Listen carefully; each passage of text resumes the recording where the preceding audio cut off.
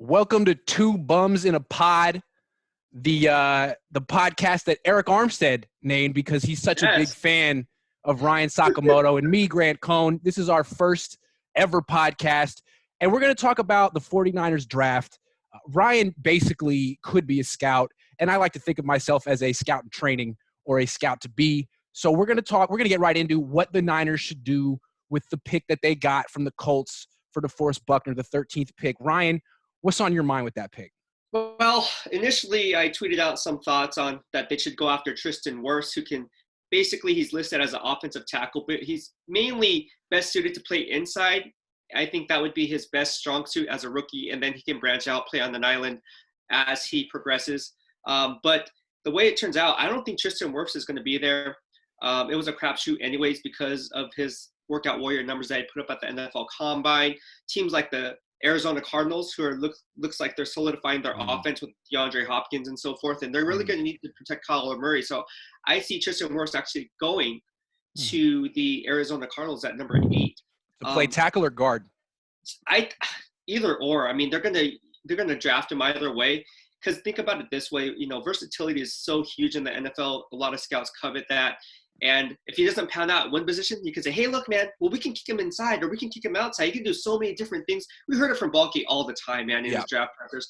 Oh, we liked his versatility. That's what we liked about Jimmy Ward. See, to me, I feel like a lot of times when you take an offensive lineman in the top 10, it's a cop-out pick because no one can call that guy. As long as he's on the field playing, no one can call him a bust for like 2-3 years. The only person you can call a bust is someone like Josh Garnett because he never got on the field. But if it's someone like, anyway, so to me, if there's like a no-brainer offensive lineman, great. But if you're picking at 13, you're probably looking at the fringe of offensive tackles. Yeah. If there's a great one, he's probably gotten taken already. 13 is quite high for a guard. Yeah. Oh, no, it is. It is. There's only like 9 offensive guards that were drafted inside the top 10 since 1990 or something like that. So it's very scarce to see an offensive guard drafted that high. That's why, if with Wirfs off the board, I see them really going after a wide receiver. The loss of Emmanuel Sanders was huge. A lot of people can say, well, he was old, he was aging, but he got you guys to the Super Bowl, right? His veteran leadership alone, his presence in the locker room will be missed. But it's also production finding soft spots in zone coverage. So when you look at that, you look at a player that, by my analytics and how I see the mock drafts playing out and how my mock draft is playing out, I see them going after Henry Ruggs if he's available at 13. And the reason I say that is because if they want Jerry Jeudy, if they want CeeDee Lamb, they're going to have to leapfrog the Jets and the Raiders in order to get them. And here's some food for thought that no one's really talking about. And I just kind of was, right before I went to sleep last night, I was thinking about this. Dante Pettis, right? Dante Pettis is a good return guy. He still has value in the return game, can still be a solid number 2 wide receiver in the NFL, in my opinion. Why not give that guy a fresh start? You already have a logjam at wide receiver. If you're going for a wide receiver, why not trade Dante Pettis to, let's say, the Jets or the Raiders, who need a return man, who need wide receiver depth, and then you can basically kill 2 birds with 1 stone by trading Dante Pettis, opening up a free spot for getting the guy that you always wanted, which is Jeudy or Lamb. Right. Well, what are you going to – but so you're saying the Niners should trade 13 plus Pettis to move up? I see that's a possibility. I don't say that they should do that. I don't know what they're thinking. If I was John Lynch, and if you're asking me what I would do, if I don't see Tristan Wirfs there, and this wide receiver draft class is such the cream of the crop of the group, you can find a great wide receiver later on in the draft like T. Higgins, Laviska Shenault, KJ Hamler. These guys add so many different elements to their ball games. It's just kind of pick your poison. What do you want for your offense? So when you go that route, you're going to have a lot of players who are going to be picked up by certain teams based on what each team needs. Now, if I was John Lynch, I don't know. It's a catch-22. At number 13, like I said, if Tristan Wirfs is off the board, I don't see them going offensive tackle. They already have Joe Staley and they already have McGlinchey, and their Super Bowl window is now. So what does that leave? Okay. Well, let's talk about Ruggs real quick because, you're right. They need to replace Emmanuel Sanders. And Emmanuel Sanders was unique on the 49ers. He was different than Debo.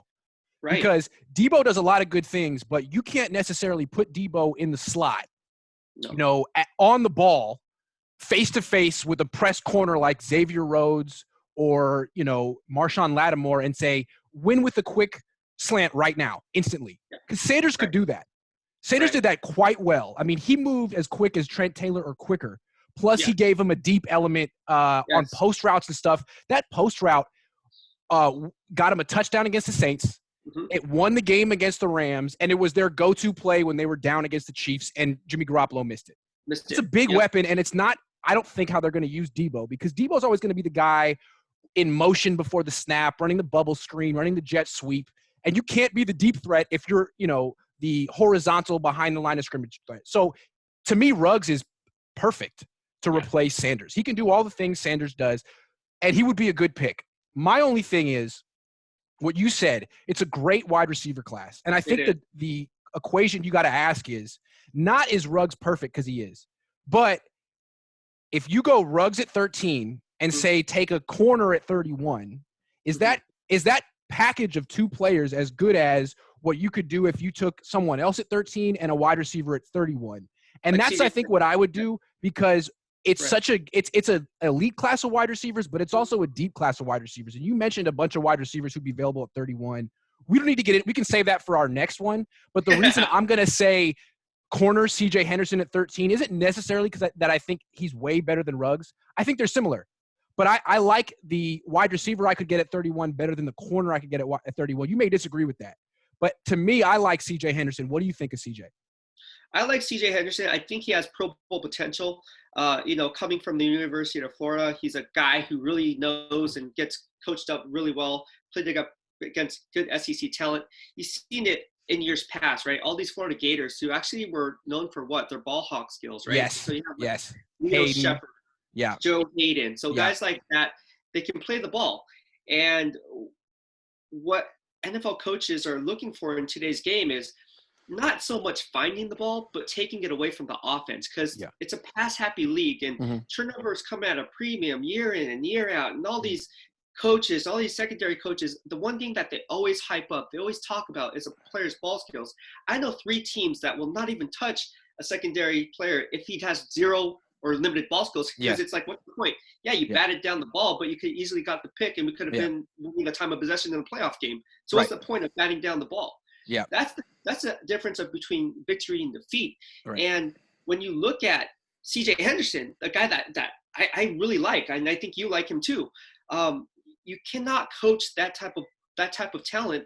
It just comes second nature. It becomes what's called instinctive nature, right? So when you have instincts playing as part of your game, like Tyrann Mathieu has great instincts, but it's all based on game film. Yeah. It's hard to replicate that kind of production when you're talking about, like you said, echoing what you said, a deep wide receiver draft class compared to a quarterback class that's not as strong. Right. And what you say about instincts with CJ Henderson, that's an interesting thing to talk about with a cornerback. Like Sherman has the best instincts of all time. Yes. And when he's playing zone coverage, I mean, he knows exactly what the offense is doing. He's seen so many plays, he can read it. But he can't really cover man-to-man anymore.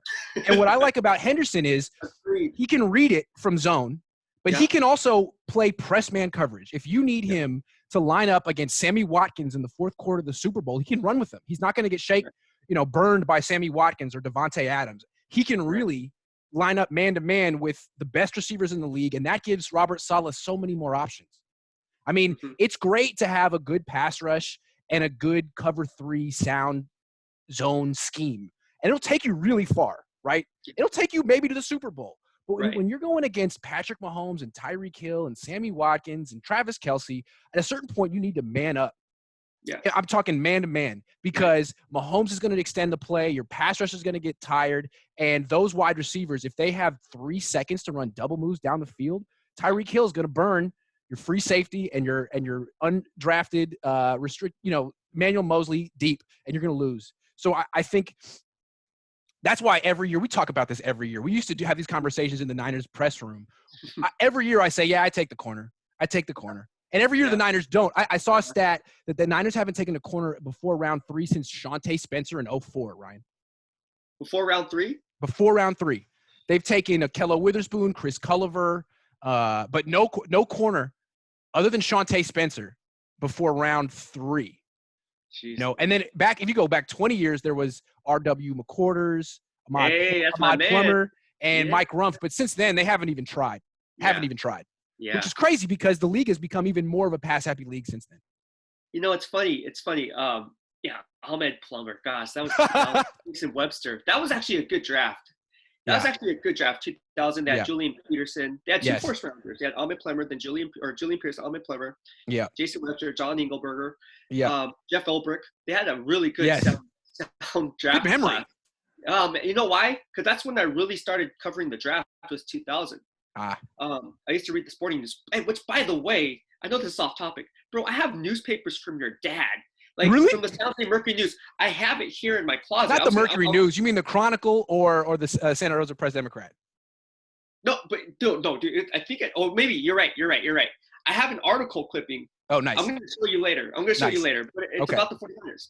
Okay, it's nice. Really hey, real quick let's talk about. So you would agree that Henderson would be a solid pick, but you would take Ruggs. I can't really argue with that. Ruggs would be fantastic. You know, the sexy pick would be to take Ruggs. The smarter pick would be to pick C.J. Henderson.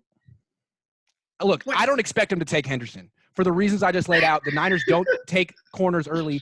And say what you want about Kyle Shanahan. He's really grown as a head coach. He's an offensive coordinator at heart, and I fully expect him to go offense with his first pick. I fully expect it. Oh, yeah. And if Ruggs is available, I don't see how he passes on him because he's exactly what he's looking for. I'm sure Shanahan could tell himself, hey, man, Ruggs would have caught that post. Even though Jimmy sailed it in the Super Bowl, Ruggs would have caught it. And I think he probably would. Yeah. The thing about CJ is I think you could trade down 2 spots and still get him. Like, for example, say Ruggs is still available. Mm-hmm. I think the Broncos would love him, and they have the 15th pick. Yeah. Absolutely. You could trade down, probably get more than that 13th pick is even worth, a third, maybe a third plus, and then drop down 2 spots, still get Henderson, and now you get a mid-round pick that you didn't have previously. That's an option. Yeah, it's an option that Trent Baalke, good point that you said. Trent Baalke did it with, speaking of Eric Armstead, when they traded down from 15 to 17 with the San Diego Chargers. Chargers traded up for Gordon. Exactly. They got Eric Armstead, Ronald Blair, and Blake Bell out of that trade. Exactly. That's what you want to do. Because if you take C.J. Henderson at 13, as good as he is, his entire career, he has to be compared to Buckner, straight up. You know what I mean? So even if Henderson's good and Buckner is the defensive player of the year, he's a bust because he's not as good as Buckner. But if you trade down 2 spots and get an extra pick, it's not just Henderson against Buckner. It's Henderson plus your 3rd-round pick, 2 guys against Buckner. And as a general manager, you have a better chance of coming away from that deal looking smart, right? Looking smart, bro. That's smart. Because every time we go in that presser, man, we always tell them, what did you see in this player? What did you see in that player? What did you like? Why did you make this move? They have to have an answer. And when they have so many answers to provide because of the amount of draft picks that they have, it kind of masks everything and it buys that general manager time. Yes. You know what I mean? Because if this player doesn't pan out, well, at least we got this player. Hopefully. Exactly. Right. And that's, remember when the Niners, when Trent Baalke had an opportunity to trade up for Odell Beckham, and what he said was, I would have had to trade Carlos Hyde, Chris Board. He named all these people. And that was his rationale at the time. He was afraid to trade quantity for quality, and he blew that one. Let me ask you a couple of questions about your professional scouting opinion. You're not a professional scout, but what is your expert opinion of CeeDee Lamb and Jerry Jeudy, who may not be available for the 49ers, but the Niners would consider him if they are. Right. Available. I like Jerry Jeudy a little bit above CeeDee Lamb. I think he's a more polished route runner. He's more NFL ready. He has strong hands for a guy. He can run the full route tree. He can play press. He can play off. He can play in the slot. So versatility for him is not a one-trick pony. When you look at CeeDee Lamb, here's a guy who's more explosive, has a bigger catching radius. Yes. He's more tuned to run after the catch, break tackles, more of that type of a player. So when you look at the 2 players, it's kind of like going back to what I said earlier is, what does each NFL team need? Because not every NFL team needs a polished route runner, but they need that explosive between the 20s red zone target. Sure. And vice versa. So it's kind of like this draft is so great if you're looking for a wide receiver because there's so many unique skill sets that each player brings. And one player that I will point out that I really love, that really not very many people talking about is KJ Hamler. That guy is a baller, bro, from Ooh. Penn State. He's like my favorite. He's Hey, like, I did a video of him 2 days ago on YouTube. did you? I did. That's funny that we came to that independently, because what I like to do in scouting wide receivers is not just like look at their strengths and weaknesses with no context. I look at, well, who are you trying to replace?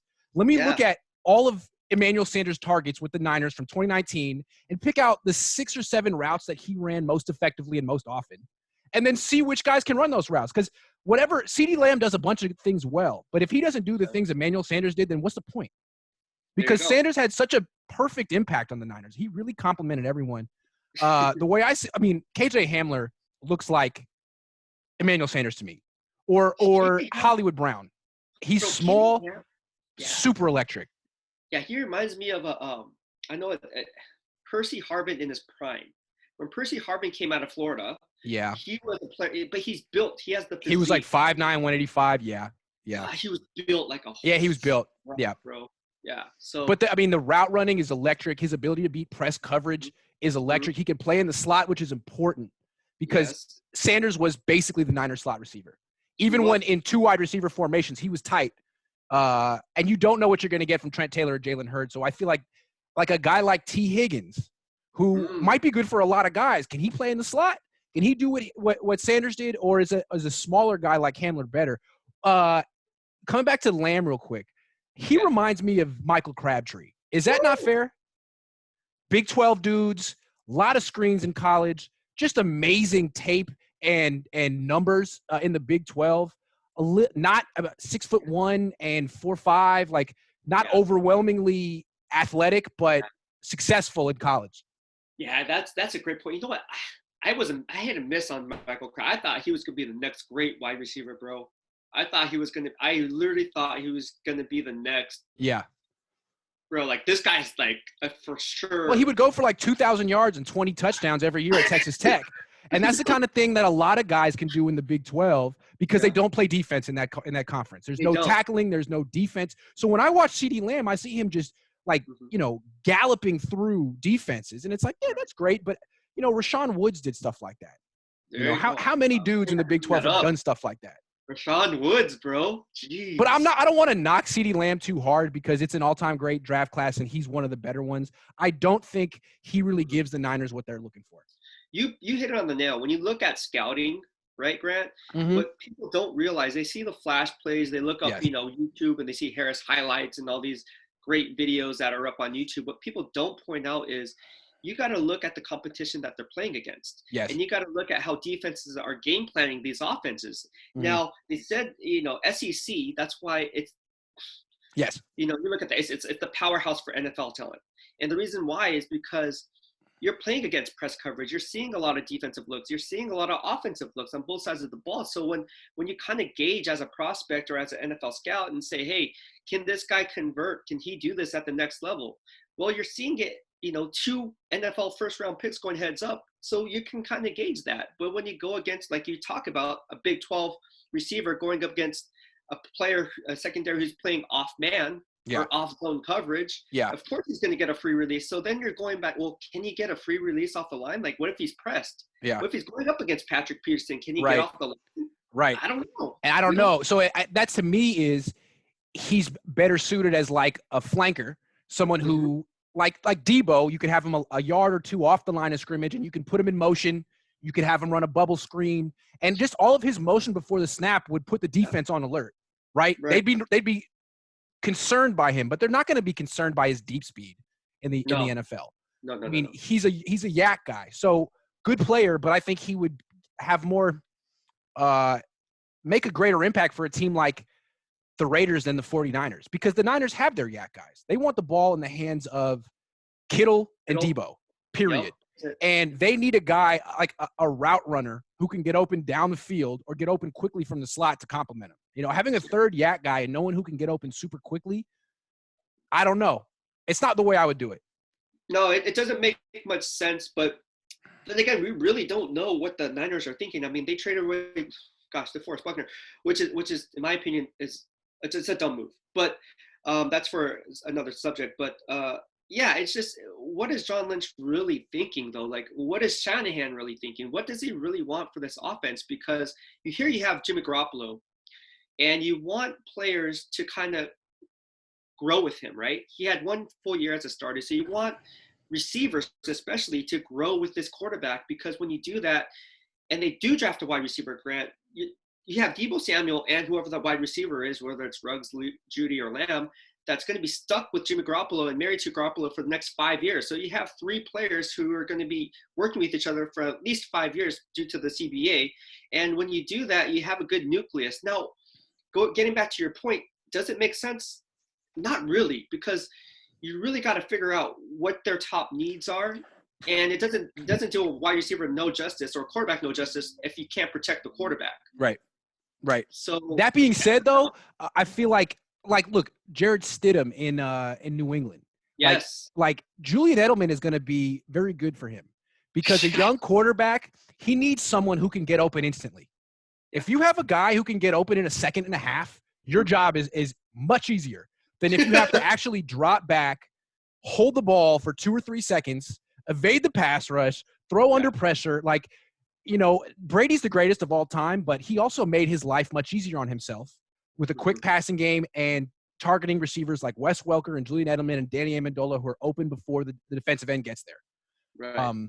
So if Ruggs can be that guy, I think he can.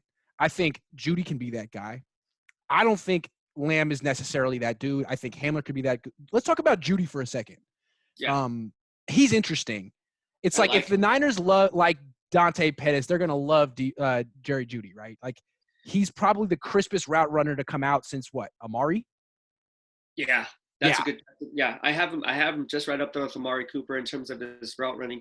You just look at the way he breaks off his stem, the way he sells his routes, the way he doesn't take false steps, the way he anticipates deep throws. The thing that what people don't understand is when you anticipate deep throw, you simultaneously have to fake off the defender in order to hit that route and break it off in a timely manner where you're catching it in stride. Yeah. So when you see him doing these things, it's almost like second nature to him.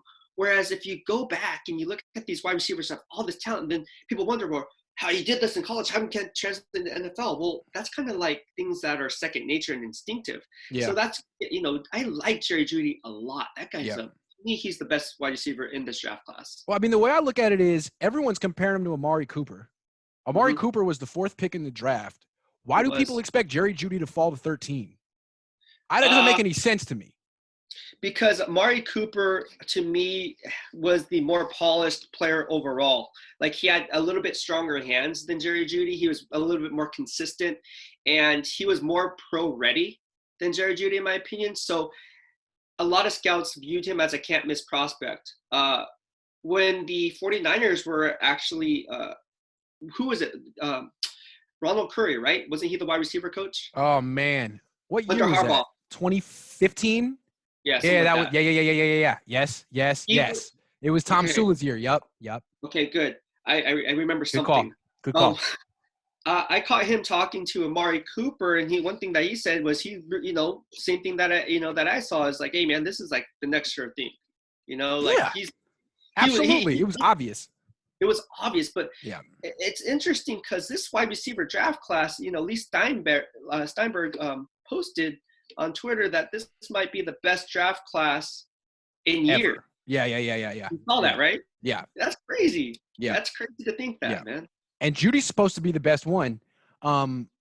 He is look, he's a very good route runner. He's not as fast as Ruggs. I mean, I don't know if Judy could play split end. Like, would Judy have caught that post route? Is Judy as fast as Emmanuel Sanders? No, I don't know. No. His play speed and his 40 are two separate things. When you play him, that's a totally different ballgame. Emmanuel Sanders is fast with or without pads. Yes. Judy's more of a slot guy. I think. Yes, I agree. Okay. I agree. I think he'd be terrific in the slot, and I think he'd be terrific as flanker. Yes. But as a split end, I think he'd like a little bit more speed, a little bit more juice, a little bit more size, a little bit more athleticism. Exactly. You want something a little bit bigger, stronger, and a little bit faster. Or one of them, either fast and electric or big and strong. Like DK, you either want Emmanuel Sanders or DK Metcalf. Yeah. But for a guy who's kind of in between, like him and Pettis, better in the slot, better at flanker. So I still think Shanahan would love Judy. But Yeah, me too. put it this, we only have 5 more minutes. But let's put it this way on the way out. Which wide receiver do you think the Chiefs have ranked higher on their draft board? Ruggs or Judy? Oh, that's Kansas Chiefs. Chiefs? Because they have kind of a unique offense and they look for specific traits. You know, they might prefer a guy like Tyreek Hill over a guy like Michael Thomas because they have Travis Kelce. Yeah. Honestly, because Andy Reid, and Andy Reid's a guy who loves workout warriors, loves speed, so I'm going to say Henry Ruggs. I agree. I think what Reid would say is Judy's extremely polished, but I can use Ruggs' speed and make him more dangerous than Judy. Like on the Chiefs offense, Judy would play Sammy Watkins' role. Yeah. And on the Chiefs offense, like Ruggs would play the Tyreek Hill role or the Mecole Hardman role. And those are the more important players. Yeah. That's how essential speed is. And it's kind of like in the new evolved offensive trends of the NFL, like speed does what 3-point shooting does for offenses in basketball. It just spaces everything out. And if you're trying to get the ball to Kittle and Debo underneath, then it helps to have some speed to create some space. So Ruggs would really fit perfectly. Absolutely. So interesting call. I think he could be there at 13, man. I think he will be there at 13. The question is and that's the way my analytics and the way my mock draft is set up, is I do what I go based on my analytics and what I see actually happening, not who I would want them to pick, but how actually is going to play out. And the way I see my mock playing out, man, it's really looking like Ruggs is going to be there, man. I mean, you can't tell me that Ruggs won't be there at 13, because how many other teams are going to reach for a quarterback? Well, I think teams could reach for wide receivers. I mean, you look at how many teams have young quarterbacks who haven't played so well. Like, look at the Giants. Everyone's expecting the Giants to take an offensive lineman or that linebacker, Isaiah Simmons. Yeah. Those would be great picks. Right. But they have Daniel Jones, who struggled big time as a rookie. And who's his number one receiver? Evan Ingram? I mean, he has some guys. Yeah. But they traded away Odell Beckham Jr., and I could definitely see Gettleman saying, look, it took me a year, but I replaced him. I got Jerry Jeudy. And if not him, the Jets could take a guy to help Sam Darnold. The Jaguars could take a guy to help Gardner Minshew. I mean, there's a lot of teams with young quarterbacks who could use some help. Yeah, I think that, great point. The reason why I say, going back with the Jags, Trent Baalke is now the VP of, what is he, the VP of player personnel? Good point. There's no way they're taking a wide receiver top 10. Not going to happen. Although Baalke pulled the trigger on CeeDee Lamb. Pardon me. Baalke pulled the trigger on Michael Crabtree. And CeeDee Lamb is Michael Crabtree 2.0, so I would not be surprised if the Jaguars took that slow, small – just kidding. If they took CeeDee Lamb at number 9, I wouldn't be surprised.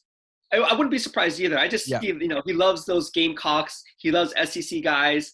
He likes Javon Law. They got rid of so many players. Marcel Darius.